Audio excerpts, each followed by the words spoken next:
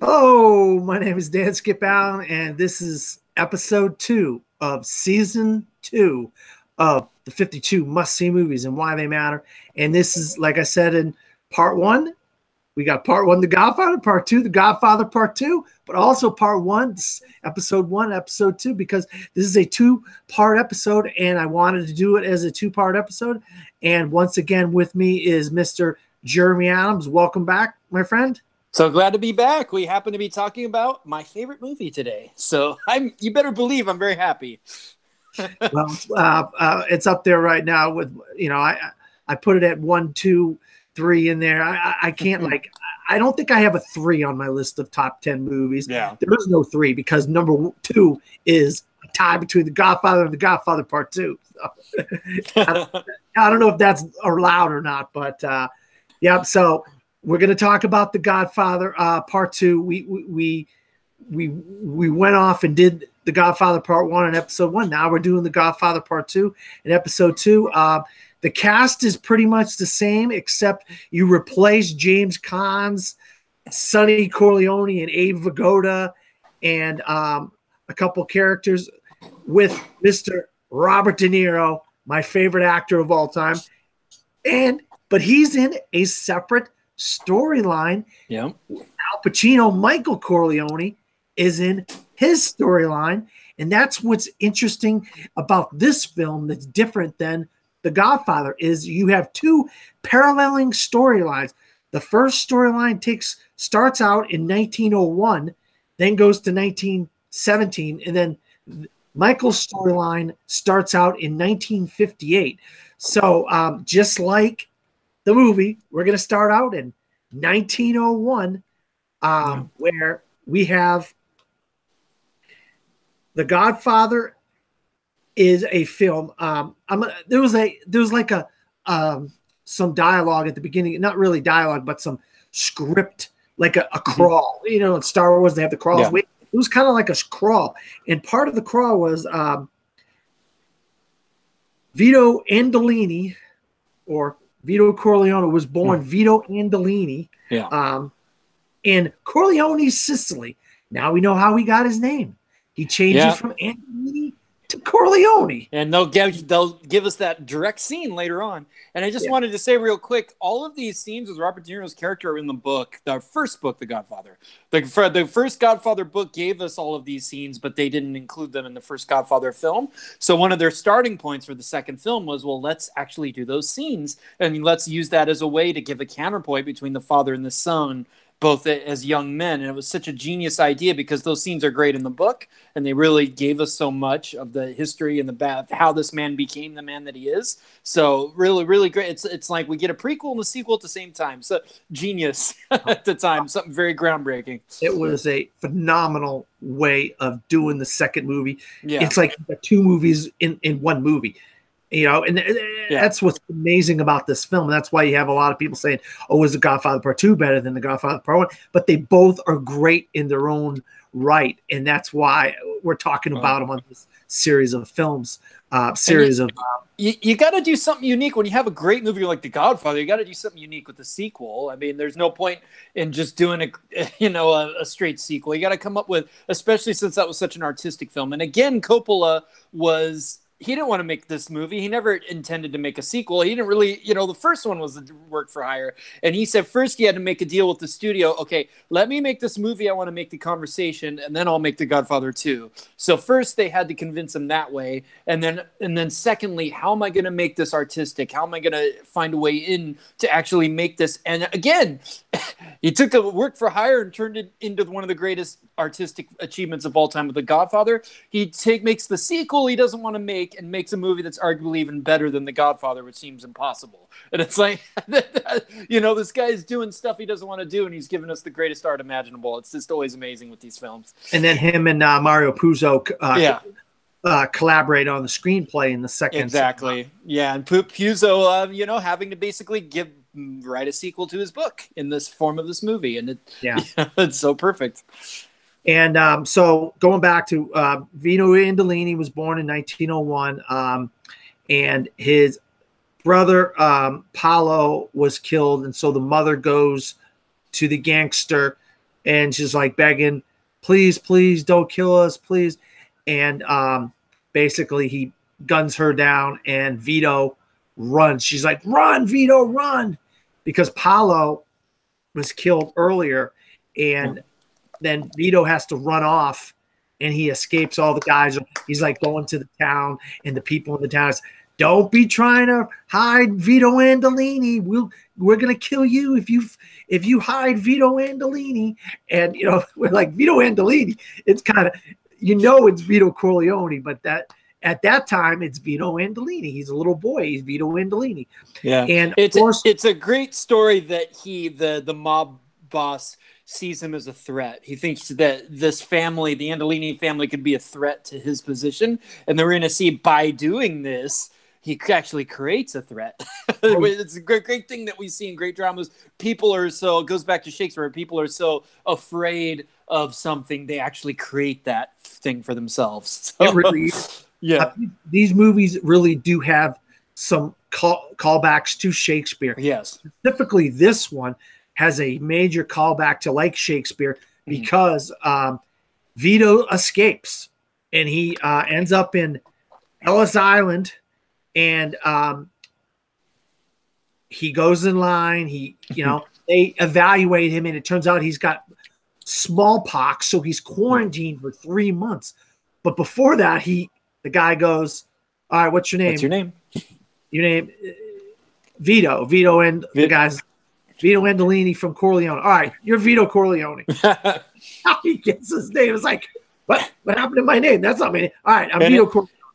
And it's so true because my family actually came through Ellis Island at that same time period, and we don't actually know what our name. We believe our name was Adam Shiewski because we're from Poland. But they changed it to Adams because that's what they did. They changed all the names. They Americanized everyone, or in this case, they just weren't listening to them and they just said the wrong name. And you see that a lot, So that's another real authentic little historical moment, which the history in these movies is always so sound. Yeah, very, very, very accurate. The Godfather movies are very accurate to the times that they take place. So then we fast forward to 1958 and beautiful, picturesque Lake Tahoe, Nevada. Is it Nevada? Lake Tahoe? Nevada? Lake Tahoe, that's Nevada. Yes, it is. Check it. Yeah, because basically you'll see they're a big deal in Las Vegas and everything. So they have to make a deal with the senator. So he has to be a Nevada senator. So yes, it all has to be in Nevada, as we'll get to. So we're at we're at the communion of his son, Anthony, his son, and then that's where we get to meet your senator that you talk about, Geary. Mr. Geary, Senator Geary, portrayed by, because we really didn't get into all the cast members, but G.E. Spradlin is the guy's name. And if you've watched a lot of movies, you've seen this guy. He pops up a lot in the 70s and 80s. Most notably, he's the military aide that gives the mission in Apocalypse Now. So another Coppola connection. Yeah, he's in a bunch of different movies. Another great character actor of the time. And he gets up there. Thank you, Vito Corleone. Oh yeah, gets his name wrong. Michael Corleone or whatever. By the way, in my opinion, not an accident. He did that on purpose. Yeah, he mispronounced it on purpose. You think so? Wow, I think he did it on purpose because, as you'll see, he's trying to be superior to these guys. He's looking down at them. They're criminals, and that's just a little way of asserting himself, in kind of a shitty way. And so then after he acts like he's his buddy and he gives him this award and blah, blah, blah, blah, blah. He gives him this because Michael gives them some money for an endowment or whatever. We find out the real true colors of this guy. He tries to put a squeeze on Michael because Michael wants to buy another casino to go with the 2 casinos he's already got. And he's like, well, it's $20,000, but you know what? I want you to pay $250,000. And then you're going to give me 5% of everything you make. And Michael's like, this costs $20,000 and you want me to pay that? I wouldn't, first of all, I wouldn't give you a cent over what it's worth, number one. And number two, who the heck do you think you are? And he's like, well, I don't like your kind of people. I love his counteroffer, by the way. Yeah. Well, yeah. He offers him nothing. He says, nothing. I'm gonna give you nothing. And once again, we got these callbacks. I gotta love the callbacks in these movies. The script is so good where these callbacks are just so perfectly done. Yeah. And there's two of them in this film. There's one in the other film. And this is where a sequel really benefits, because we know what they did to the Hollywood guy in the first movie who wouldn't play ball. What are they going to do to this guy? It's like, we're just waiting for it now. Michael's got something up his sleeve. He told him 0. He's gonna get this guy somehow. So it sets us up for it. You know? Oh yeah. And then we meet a character by the name of conversation. We hear about guys by the name of Johnny Ola and Hyman Roth. Yes. You know, in some of this conversation that's going on, and Hyman Roth is a Jew in Miami, and Johnny Ola is a guy that works for him. He's kind of like his right-hand man who kind of does his dirty work for him. But Hyman Roth, by the way, is basically Meyer Lansky, the real-life Jewish gangster. It's what he's modeled after. So it was, that was definitely going to end up in the story at some point, because Meyer Lansky is such an important figure in all of this. So that's basically who Hyman Roth is. Oh yeah, absolutely. I mean, it's so obvious who he is, and that's why we talk about the accuracy of these films. They're so accurate. It's amazing how accurate they are to the real-life things that are going on and stuff. Mario Puzo, give him a lot of credit for knowing all these details and knowing this stuff, put all these things in the script. We get a character by the name of, who's kind of drunk, and he's kind of a little pushy, but he pushes his way into the whole same thing at the beginning of The Godfather. Michael's got to listen to all these people that want to talk. And Frank Pentangeli. Frank Pentangeli, he's got his own family in Brooklyn. He took over for Tessio. He ends up living in Vito Corleone's house, which we'll see later on. The old house. If I can just put a little detail in here. So this whole part of the story was supposed to be Clemenza. Everything that happens with Frankie Pentangeli in this movie was supposed to happen with Clemenza, but the actor, I'm sorry for getting his name, Richard Castellano, asked for a lot of money for one reason or another. So they're like, well, we're not going to pay him that. So they basically came up with this whole thing that Clemenza dies between films, and they came up with this other character, Frankie Pentangeli, who's another like that wing of the family, and they brought him in. And I actually think maybe it works a little better, because the character there's some dark things that happen with this character, and I think we had such a connection to Clemenza in the first film that I think it works a little better to have this character we don't quite have the same connection with, because we're not sure about his loyalty through a lot of the movie, and some dark stuff happens. So I think that actually benefited the movies. It's one of those behind the scenes things that actually works to make the movie even a little better. Kind of like your Rhodey Rhodes and Iron Man to Iron Man 2. Don Cheadle, it's basically the same character with different characters, but because I like that they didn't recast Clemenza, though. I think that was really smart. They came with a new character. I think let's just recast him. They did this again. Sorry to talk about Godfather 3, but they wrote out Tom Hagen and wrote in another lawyer in the third movie, which didn't work as well because you can't replace Tom Hagen. But in this case, it benefits the movie, and I think it's a nice little behind the scenes thing to see. How you can make a problem work to your advantage. Yeah, no, absolutely right. And he's basically saying these two brothers are trying to muscle in on him, but the two brothers work for Hyman Roth, and Michael doesn't want Frank to touch them because he's got dealings with Hyman Roth. And so he leaves, he gets all upset, and he leaves. And then the next thing we know is Kay's in bed, Michael's in the bedroom, the blinds are open, and she says, "Why are the blinds open?" And Michael looks out the blinds, and he looks down, and he says, "Get down!" And he gets down, and bam, bullets come flying through the window. So incredible scene. What a way to kick this thing into motion, man. we're setting up a couple of the other greatest lines. We're getting to some other good lines of dialogue that are going to come out of this. Yeah. Then we're going to go back in time again. Yep. We're going to go back to... Yeah, that's a great cut. The way that they cut back at that moment is really awesome. I love the intercutting between the old and the new story because it's like, ooh, what's going to happen next? Oh, let's go back to Vito. And I love that. Like because it's just an interesting way to break the tension, to kind of to set that aside for later, but we're still waiting for it. But this story, the Deniro story, is so fascinating too. It's not like we're ever pissed off or like, oh, I don't care about, like, we're just as engrossed in the old story. It's just such amazing filmmaking. It really is. I mean, you're just like glued to the screen on both of these stories because you're like, oh my God, okay. And then they cut, and then you got to go back to the story. And I honestly think it's why the movie is like almost 3.5 hours long and it goes so fast, because the intercutting really helps with that. It really keeps you engrossed and you don't realize how much time's passing. But just the eloquent way that the story is told, it makes it so it just makes it move in a weird way. Even though it's a slow film, they're both slow films. It moves because of the way that they tell the story. Oh yeah. So we're at the opera, and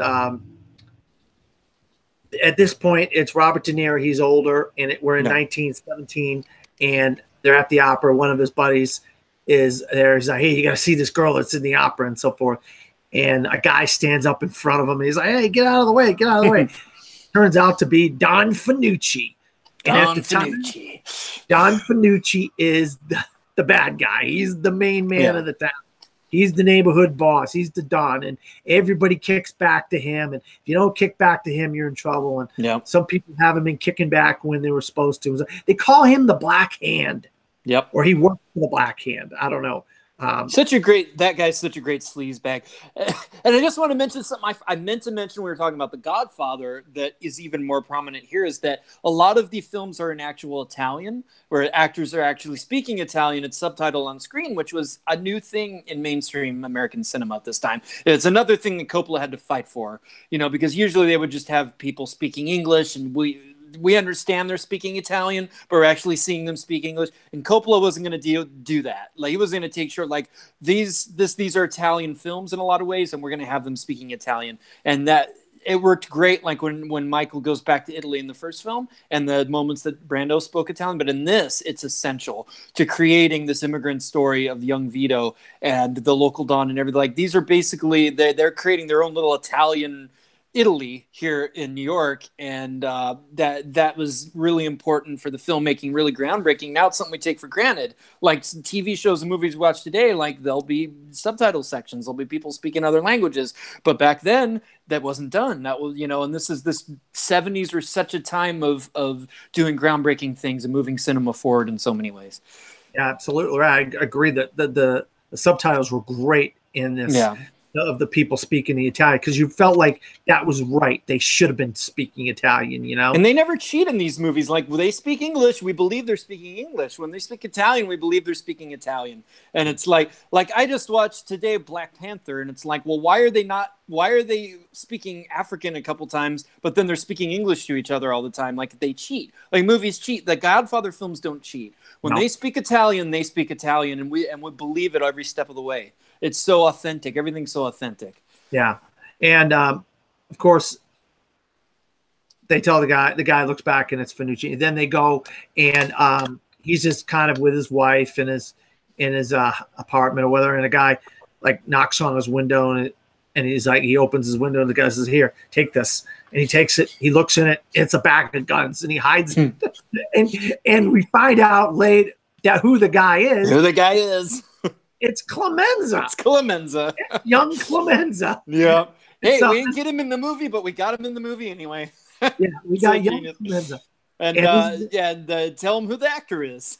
Oh, God. That actor, I did not write his name. It's the great Bruno Kirby, the comedic actor who was in City Slickers and so many movies in the 90s. Unfortunately, died young. But yeah, this was one of his first films, and he's great. To see somebody like that, who I've loved in so many films, to go back and see him in The Godfather too is so cool, and he's so great in the movie. He's really good. He's really good in that role. And so he gets the bag of guns, and then he's like, "Hey, man, thanks a lot for doing me the favor by taking the guns. I know a guy who's got a rug. Does your wife need a rug? And he's like, well, I guess. So they go breaking into this guy. This guy's your friend.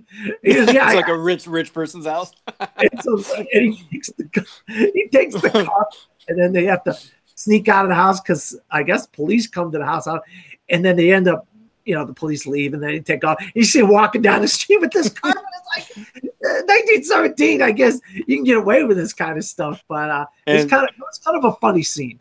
And again, like my own theories come in. Like I think Vito knew all along what was going on, but he kind of like plays innocent, and we're seeing him kind of tiptoe into this life of crime in a certain way, and it's very funny and very kind of unique the way that we see this little progressions. Yeah, it really is. And now we're back in 1958, but now we're in Miami, sunny Miami, my state that I'm in. And let me tell you, Miami's beautiful at that time in history. Now, yeah. Really? I still need to go. I still haven't been to Miami. I've been to Orlando a lot of times. Still haven't been to Miami. So we're in Miami, and one of the most famous scenes in movie history. Once again, The Godfather's got so many great quotes. He meets up with Hyman Roth, and they're talking, and he kind of basically lies to him, and he says that Frank Pentangeli tried to assassinate. He tells him the whole story, and then he talks to him, and then that's when the line comes out: "Keep your friends close and your enemies closer." Yeah, and that's my favorite line in the entire saga. I mean, there's so many great ones, but that one to me that's the line. And then I just wanted to jump back just a second. The other great line that I was alluding to earlier is that after the shooting in his bedroom, he screams, about this.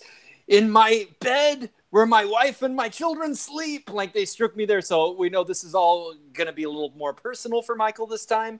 And it's like he's been personally been wronged, and we kind of see where he's coming from in this story. So yeah, so much great dialogue. And that's where I bring up, there's a traitor in the family. He says, I know there's a traitor in the family. Yep, yes. And they got to flush out the rat. Yeah, and then he goes back to Frank Pentangeli's house, which was his father's house in New York, and he basically does the same thing. He plays good cop, bad cop with these guys. He's Hyman Roth. He blames Frank Pentangeli, and with Frank Pentangeli, he blames Hyman Roth. And so we don't at this point we don't know who exactly did the assassination attempt. But it seems pretty clear that that it's Roth and that Pentangeli, he's confiding in Pentangeli, but we don't know 100%. And then something else happens soon after with Pentangeli that puts everything more in question. So yeah. And so then here's one of our callbacks. We just go to Tom Hagen, and he gets called into this sauna that is run by Fredo.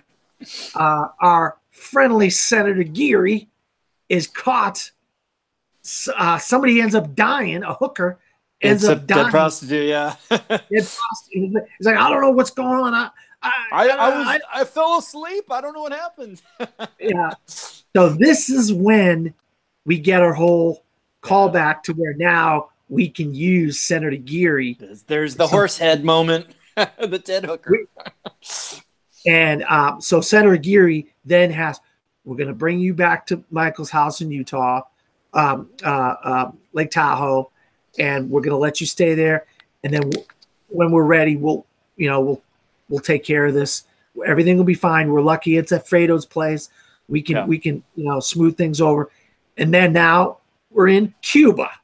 And in Cuba, we have something going on in Cuba at this time, Jeremy. It's called the Revolution. The Revolution, more very accurate history, just to kind of play into the story here. We had the coming of heroin in the U.S. in the first film, and on this film we get the Revolution in Cuba. So it's like there's so much that plays in so wonderfully in these films. Like they're not, like I said in the first movie, they aren't just making crap up.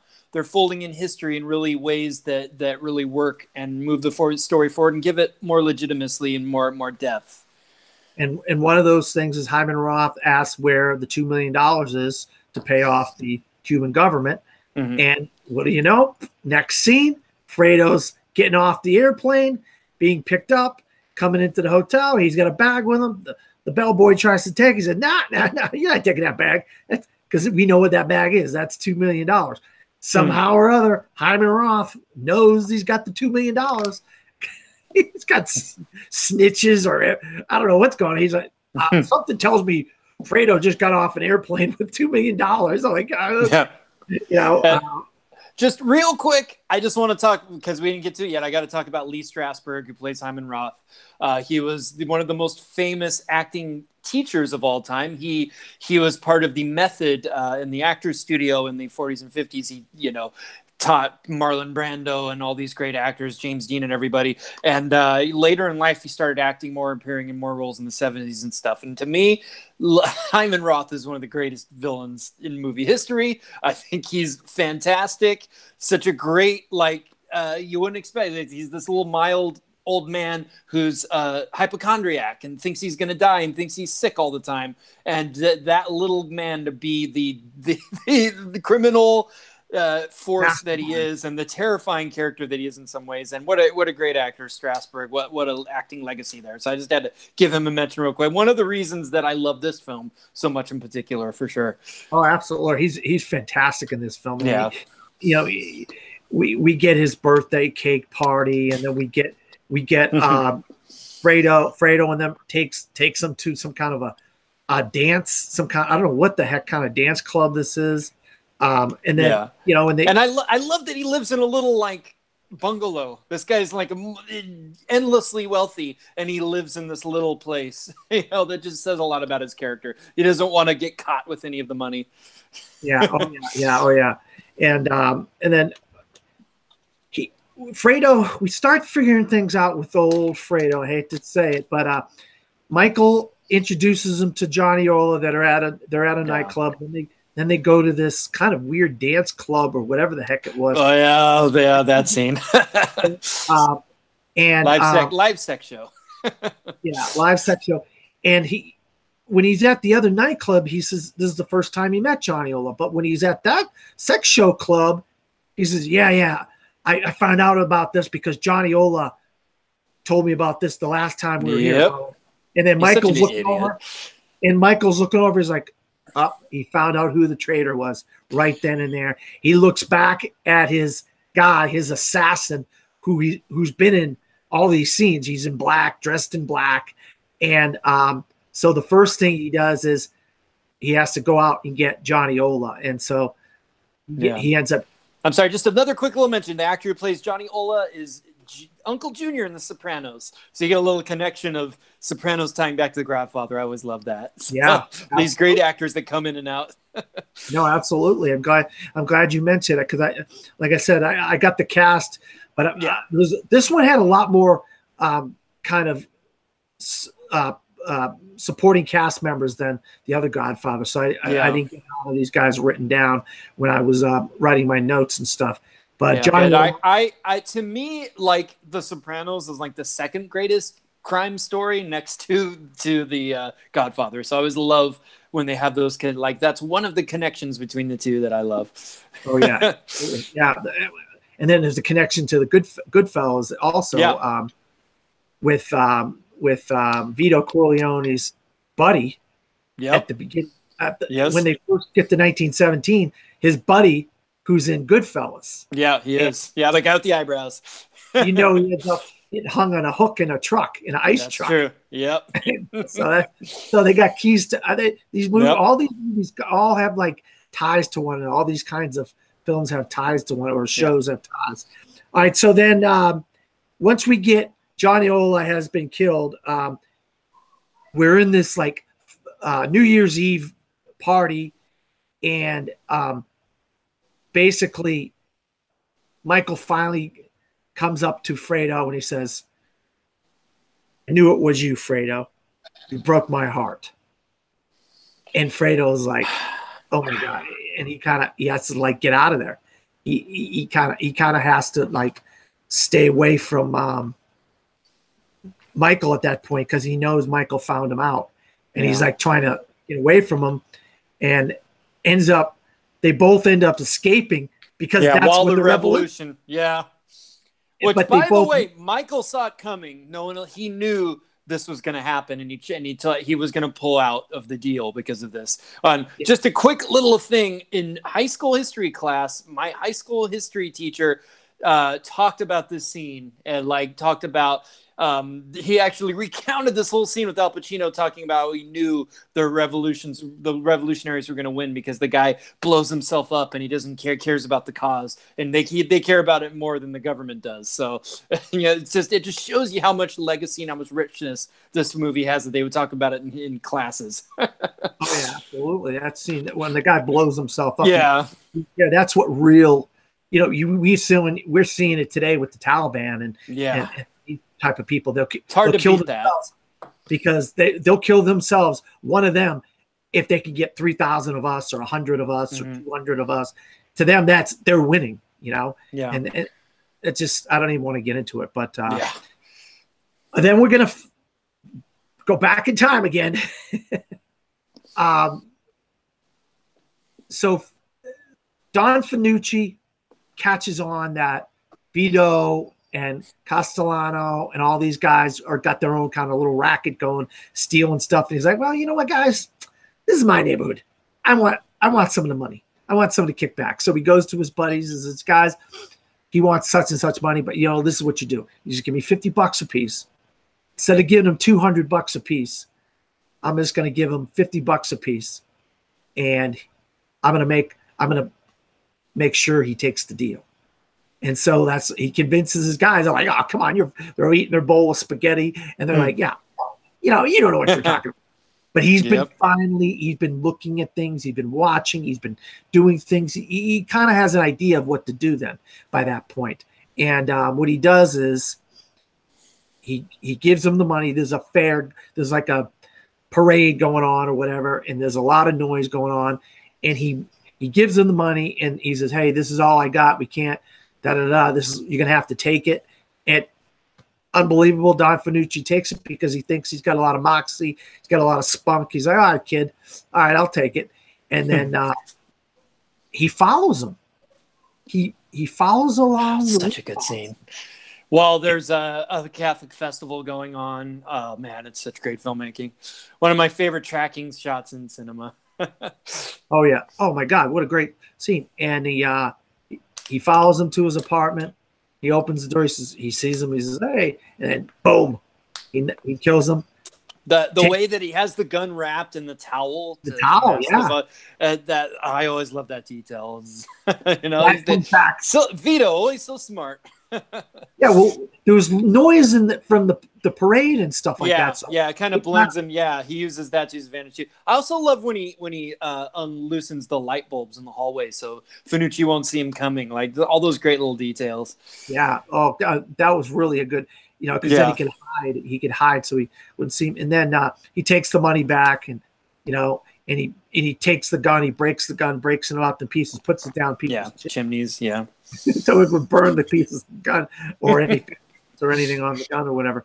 But so then fast forward, we're moving really fast now. We're going back to 1958. Come to find out, Frank Pentangelo did not get assassinated. Mm-hmm. He did not get assassinated, and he's in protective custody from the FBI. Yep.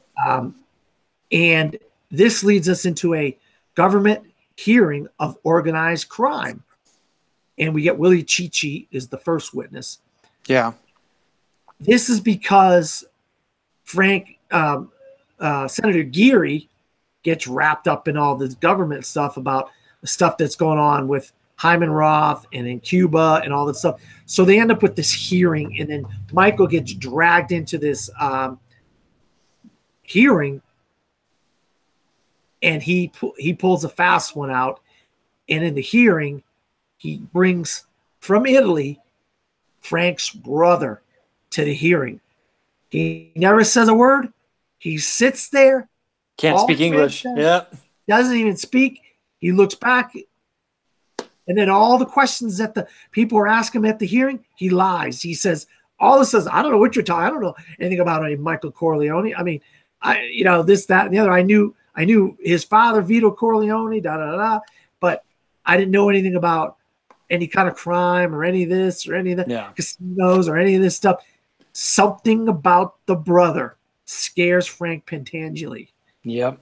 And it's a little ambiguous. Like, are they threatening to kill the brother? Does the brother know some? Is there some history there? Like, it's a little ambiguous, but it just shows the genius of Michael. He knows how to play all the angles. I just wanted real quick, when we're seeing Pentangeli being held by the FBI guys, one of the FBI agents is a Harry Dean Stanton, great character actor. Another little cameo. Like, Harry Dean is in so many great things. Unfortunately, we just lost him. I just had to give him a shout out because he's one of the FBI guys, and it just shows how so many great actors come in and out and fill these films, fill out the cast.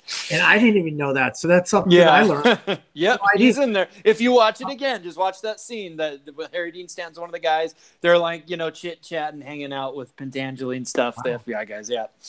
I had no idea. All right. So then Michael gets some bad news from Tom Hagen. Kay loses the baby. Mm-hmm. And, of course, he asked Michael's kind of a little upset at this. He's like, Tom, was it a boy? Well, it's 3 months old. Was it a boy? And they don't know. They said, I don't know if it was a boy, So he's kind of at, this is another callback to later in the film. I'm not going to give it away just yet. We're going to go back in time again. Jeremy, we're going back in time again. Now Vito is the Don. And an old lady is talking to his wife, and she talks to him about how she rents this apartment. I'm sorry. And by the way, he has built Genko olive oil company, which we know from the first film was the front that for all their business. To actually see him build the location is really cool. Yeah, I was just going to get to that. I just hadn't got to it. Yeah, sorry. But you got to it first. So, Genko olive oil, and like I said, this is like the third time I brought up Dave, but I should have bought the Genko olive oil t-shirt. I don't know why I didn't buy one. But I guarantee it. If you walk around with real film fans, they would know what Genko olive, but nobody else would know what the hell Genko olive oil is. I would. Film fans. That's what I'm saying. Well, people love The Godfather. Yeah, good point. Yeah.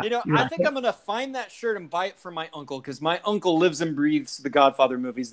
He literally has both the first two films memorized. Like, he could say the whole script. Godfather is like his life. So that would be a cool thing for somebody like that. Yeah. So then Vito helps the old lady by talking to the landlord and says, hey, could you give the lady a break? I'll give you some money, this 6 months rent. Just let her stay here, but let her keep the dog. Then he's like, oh, I don't want to let her keep the dog. That's that. I want to. Yeah, he gives him a lot of shit.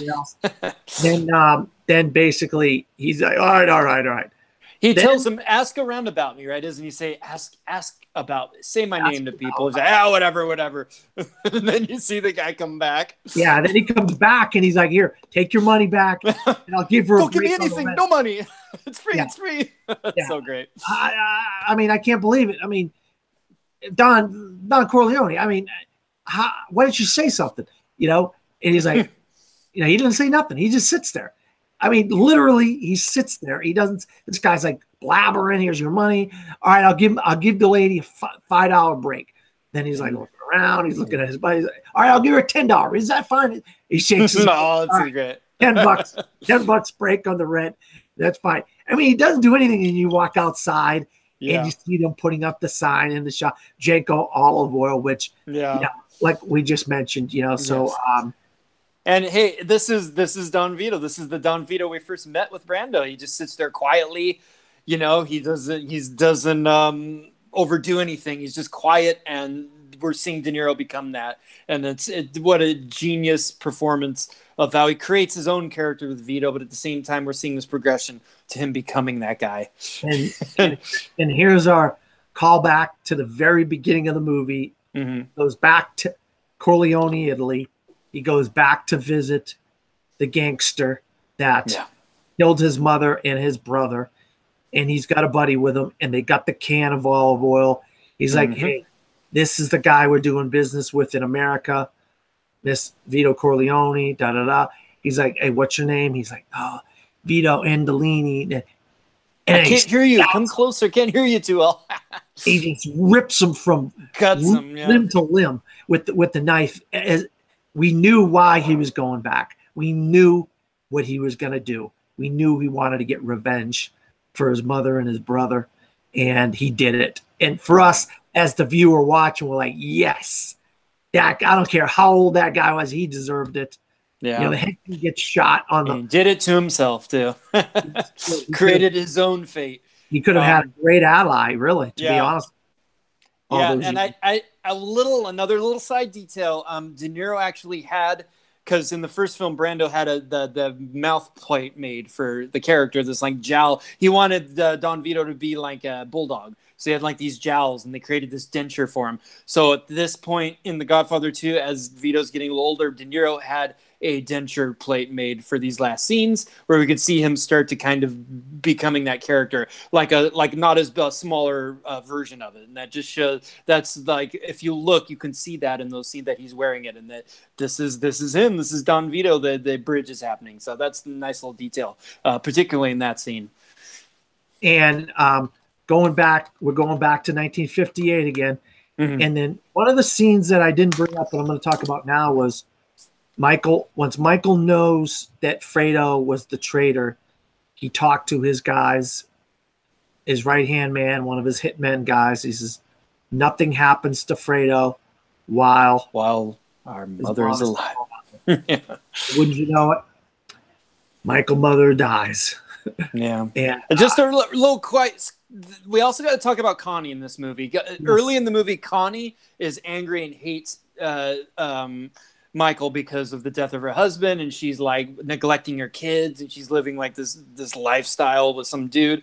And then like she eventually comes into the family, and really is kind of the heart of the movie in some ways. And she actually like pleads for Fredo, makes him take Fredo back. And so that all kind of happens leading up to this point too. It kind of makes it even more tragic with what ultimately happens. Yeah, I kind of overlooked Connie because I didn't think her part of the movie just a little mention, but yeah, it just gives a little humanity, you know, to like, because Mike's going to some dark places, Kay is in a dark place in this movie, and I think Connie brings in a little of that heart, you know, with her transformation, like actually coming back to the family. Yeah, she comes back home, and she's a big part of the end of the movie. She's a big part of the end of the movie because she really plays a big part in the end of this film because she has to do some of the dirty work for Michael. Fredo's going fishing, and she calls Anthony, who's going fishing with Fredo, and there was going to be three of them. It was going to be the right-hand man of Michael, it was going to be Fredo, and it was going to be Anthony, Al Neri. And then she calls him and she says, Anthony, come on back. Michael and you have to go to Reno. So that's her way of getting Anthony out of there. So the hit. I never thought she knew. I didn't think she knew what they were going to do. You think she does? Oh yeah. Yeah. I always thought they just said, "Hey, take the kid." So I don't think she knew he was going to kill Fredo. But you know, that's these great movies. You can debate these points. You never know. It doesn't tell you one way or the other. And and then Frank gets a visit from Tom, and Tom basically tells him the story, this kind of a tragic story. And great Frank, Robert Duvall moment. Yeah. He gets the story. He knows what Tom is saying without having to do anything. Just about tell him how in like Greek society or in the old societies they would take hemlock to kind of have a dignified death. Rather than, you know, be arrested or probably executed or whatever it is. It's a great speech that he tells, yeah. And so we basically see Fredo go out fishing, gets shot by Al Neri's character, the hitman guy, the buddy. And then we get Frank. He ends up slicing his wrists, and he's in his own blood. He dies from loss of blood. in the tub in protective custody. And then Hyman Roth, he has nowhere to go. Israel won't take him. All these countries. He ends up coming back to Miami, and he says, "Hey, I got to come back to Miami. I got, this is where I live. Da, da, da, I got to come back. I got all this stuff to do." And one of the reporters is one of the guys that works for Michael, and he basically shoots him and kills him right there, dead on the spot. And he runs away, but then they shoot him. Yeah, and with all the cops and everything there, that moment always kind of reminded me of the Lee Harvey Oswald shooting. I feel like there might have been a little bit of a, like they're referencing that, like when Jack Ruby shot him. So many little historical touches. And then a really great scene that ends this movie is a dinner scene. We get to see some of the characters. We get Carlo. We get Sonny. We get some of these characters. But before, I fast forward too much. Yeah. Before I get to that scene, we get Diane Keaton. Yes. We get Kay, and she's like, "Hey, I'm taking the kids with me. I'm taking the kids. We're leaving. We're getting out of here." And he's like, "Kay, who do you think I am? What do you think I am? You think I'm just going to let you take my children? I know you blame me for the death of your baby." And so great. And then she says, "Michael, no, I don't blame you for the death. I killed our child. I had an abortion." And Michael's face was ridiculous. I mean, his eyes were popping out of his face. It's one of the few times he actually goes big in the movies. Like, he's so restrained for most of it. This is a scene where Pacino actually loses it. And I think because he's so restrained, it's such a powerful moment of him losing it and attacking her a little bit. And man, what a moment. And to have an abortion subplot back then, that was pretty brave for a movie from 74. And it's really one of the more powerful moments. And she's right. She doesn't want to bring his kid into the world. It almost is almost like she's talking about Rosemary's Baby or something. Like, I'm gonna bring this evil into the world. Like, she's right. And then I think he kind of knows that. And it's so dark and such a powerful moment at the end of the story.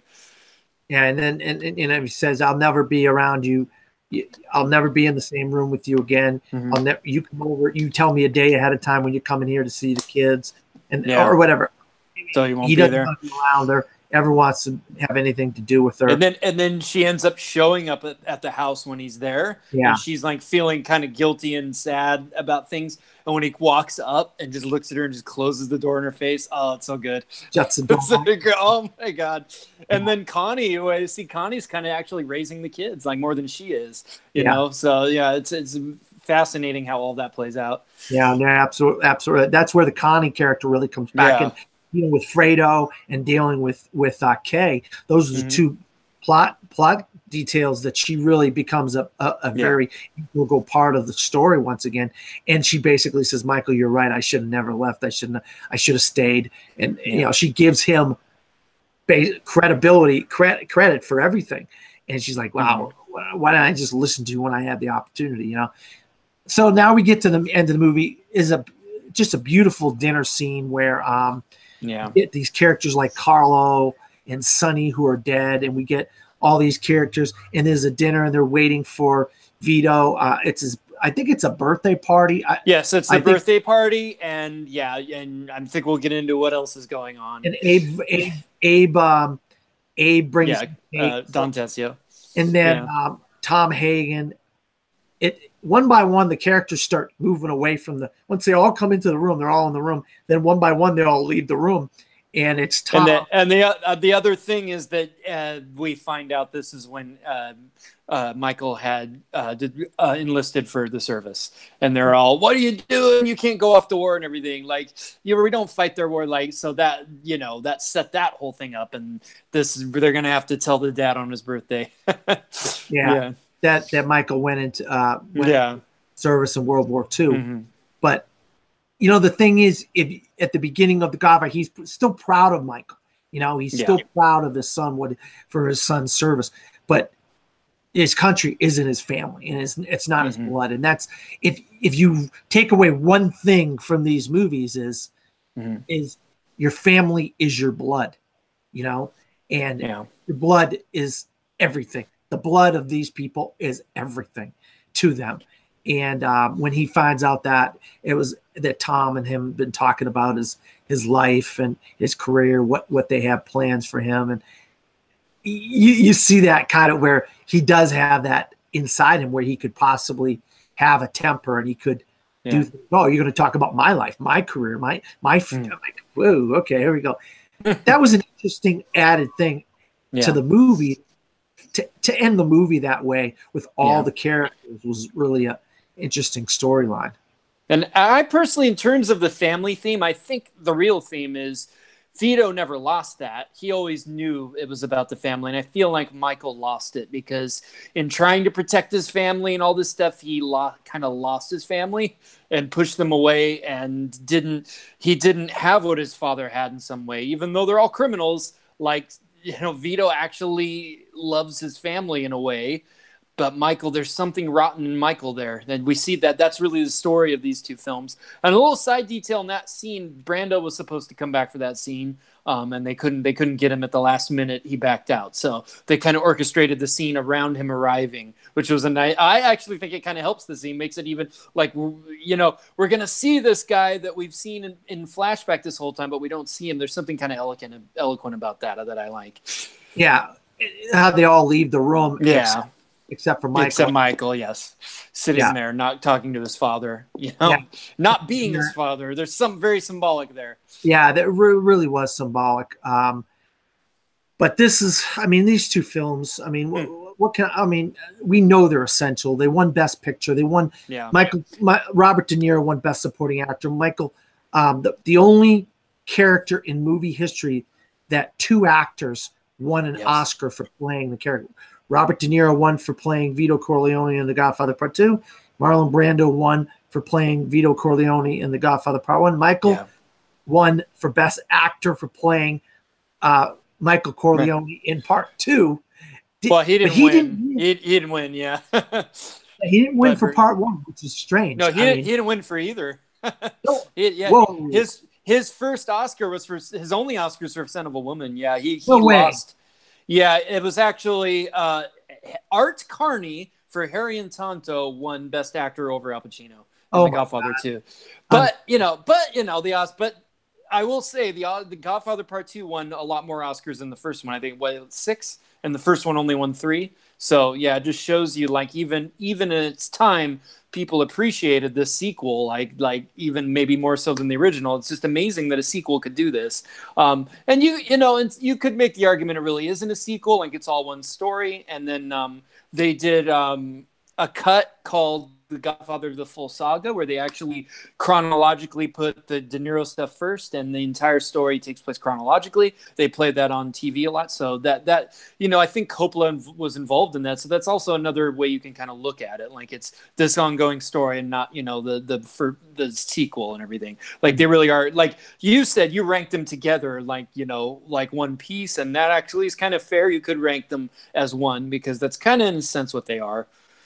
And Dave, that's what Dave said. That's his first viewing of The Godfather. He never knew there was another Godfather. Yeah, he thought The Godfather over in England. That's how they got it over in England. Yeah, yeah. Part 2 was intercut into Part 1 and and I'm like, wow, I would have loved to have seen it that way. Yeah, I saw it like a year ago. I finally saw it for the first time, and it is kind of fascinating. Like I was watching with my family, and my dad's wife was like, "Wow, this is really cool. I love that they did this. It is worth watching at least once just to kind of see it that way." And again, like I said, the stuff with De Niro was in the book. It was first in the book. Like that's how the book starts. So that's kind of like telling it like the book story. Yeah, that's fantastic. I mean, these two movies are just phenomenal movies. And, just like you said, my list is, I have a 1 and a 2, and I don't have a 3 on my favorite top 10 movies of all time. Or when I put whatever lists I do, I put The Godfather Part 2 together. And so I had to do these 2 episodes of the 52 must-see movies and why they matter together, because it just, you got to do them together. You can't talk about one Godfather without talking about the other. And they're so integral into each other. And that's a good thing. There never was a third one that we have to worry about. No, we don't talk about the third one. Yeah. Yeah, I just want to say I don't know what it is, but I like crime isn't really my main genre. Like I like all types of movies, but I wouldn't say crime is like my number one genre or anything like that. But for whatever reason, these Godfather 1 and Godfather 2 resonate for me like no other movies. They're movies I always come back to. I saw them, I probably saw them when I was like 8 for the first time, way too young.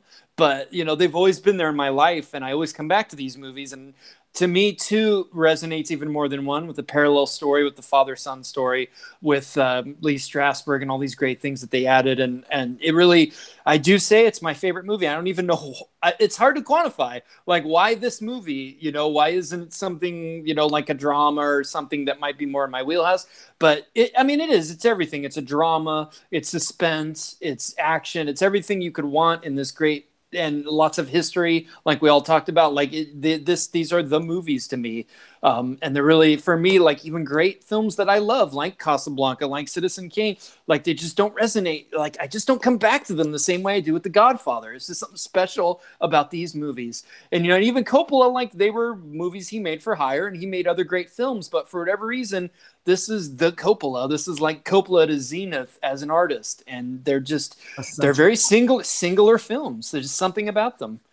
Yeah, you're right. I mean, Jeremy, I knew, I don't know where it was. I heard something that you loved The Godfather a while ago, and I was just like, okay, I'm going to do The Godfather. I'm going to do The Godfather. I appreciate it. Jeremy There's Adams. A lot of other people love these movies, but man, I love these movies. And like I said, my uncle's favorite film. I feel honored that I got to talk about these 2 films today. Well, the thing is too is when you know the essential nature of the films. We know when we're doing this series, we're going to be talking about films that a lot of people love, but the 70s weren't a big decade with the first group of 52 must-see movies. Yeah. And so I really want to concentrate on what you obviously know by now is my favorite decade of film. Yeah. That's the 70s, to some extent the early 80s, not the mid to late 80s. I don't like as much, but the early 80s and the 70s to me is the greatest decade of film, in my opinion. And I know I'm just one person, but I grew up with a lot of these films. I do think the 70s is the greatest era for American cinema, for sure. If you're going to talk war world cinema, it changes a bit, but for American cinema, I think the 70s is the perfect moment for American filmmakers stepping forward, becoming true auteurs, true artists, drawing on things from the past, from other countries, bringing that into. And it's when I said they lifted the movie code so that we could, we were limited by the code, the ratings code. Now we could have R-rated movies, PG movies, and do new things in storytelling. And then once kind of the corporate machine kicked in the 80s, a lot of that went away. A lot of that expression was lost. So I think 70s really is the perfect moment for American cinema in terms of the artistry. And it's the greatest art. I mean, we got Coppola, we got Scorsese, we got Spielberg, we got De Palma, all these great artists, just happened to come together. David Lynch at the end of the decade, like they just happened to come together. Robert Altman, like one of my favorites, Hal Ashby, like all these great artists just coalesced at the perfect moment. Woody Allen to give us, to give us all this great art. Yeah, and in these movies, when you put De Niro, Pacino, Brando. I know it's not comparable, but The Departed had a phenomenal cast. Goodfellas, a phenomenal cast. Yeah. So you kind of those. If you look at the era, the Goodfellas was in the 80s, and The Departed was in the 2000s, and the Godfathers were in the 70s. So it did span so many decades. If you look at the 3 kind of great or 4 or arguably 4 of the greatest gangster films of all time, if you really I'll throw Sopranos in there from TV from the 90s and 2000s. That's it. Yeah. Sopranos had the 90s and the 2000s because it was a TV show, and it really was a phenomenal TV show. You're absolutely right. But Jeremy, this comes to an end of this epic 2-part episode, kicking off the second season of the 52 must-see movies and why they matter. Where can you be found, my friend? You can find me at Jeremy Paul Adams on Facebook, Jeremy Paul Adams on YouTube, and I am one of the head administrators at Full Metal Media, where season 2 of this awesome show will be launched. And you can check out our other content. We do talk shows. I started hosting my own show called Nostalgia Goggles, and then we also do live trivia. So you can check out our live trivia matches. And you can also find me on the Worldwide Movie Games Network, which also has Full Metal matches reposted on there. And they have their own trivia league, which I'm the head question writer on. And then we do movie debating and other things that go up on that network as well. So check it out, and you'll see a lot that I'm involved in. My mug will pop up a lot. So and this guy too, Dan's great over there. So yeah, I can vouch for Jeremy. He's everywhere. I'm not as widely out there. We're getting you there. But you can find me at Dan Skip Allen on Facebook, Twitter, Instagram, and Pinterest. If you're interested in season 1's episodes of the 52 must-see movies and why they matter, you can go to the Best Damn Movie Show channel. That's where all 52 episodes will be. We will be moving them over to the Full Metal Trivia Media YouTube page, and you can check these episodes out when they air on Full Metal Media on Facebook as well. So for Jeremy and myself, good night.